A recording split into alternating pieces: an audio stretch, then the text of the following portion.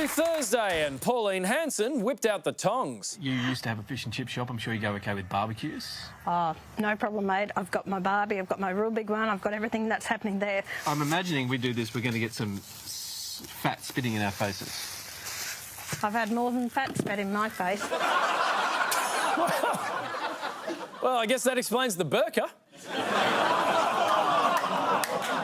Staying on politics, a national senator and sports grant spreadsheet enthusiast Bridget McKenzie came out firing, saying re-electing Anthony Albanese is exactly what our enemies want. The Defence Minister of Russia and the Chinese leader both have made very public comments that they do not want to see Peter Dutton as the Prime Minister of our country.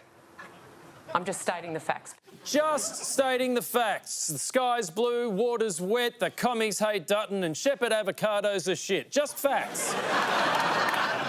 But was it a fact?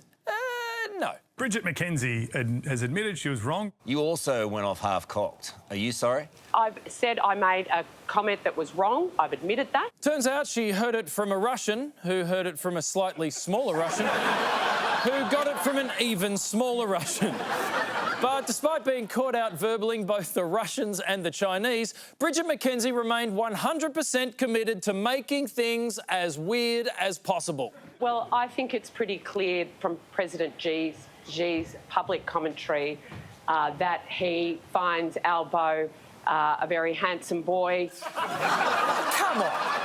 Come on, I would hardly describe Albo as a very handsome boy.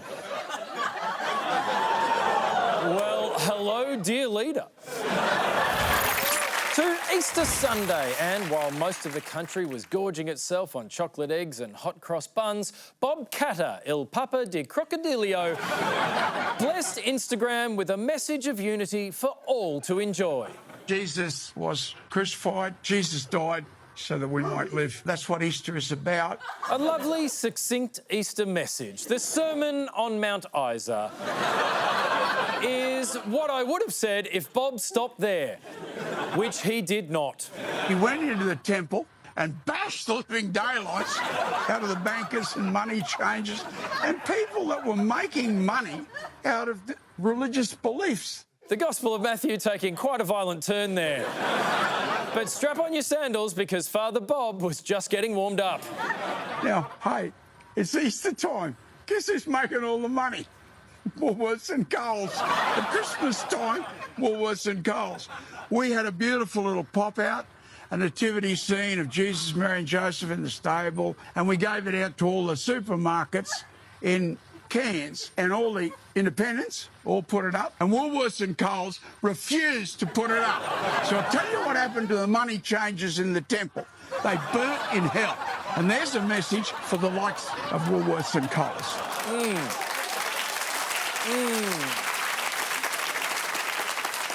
And that message, don't let this man on the premises. And that, boys and girls, is why Coles and Woolies are closed on Good Friday.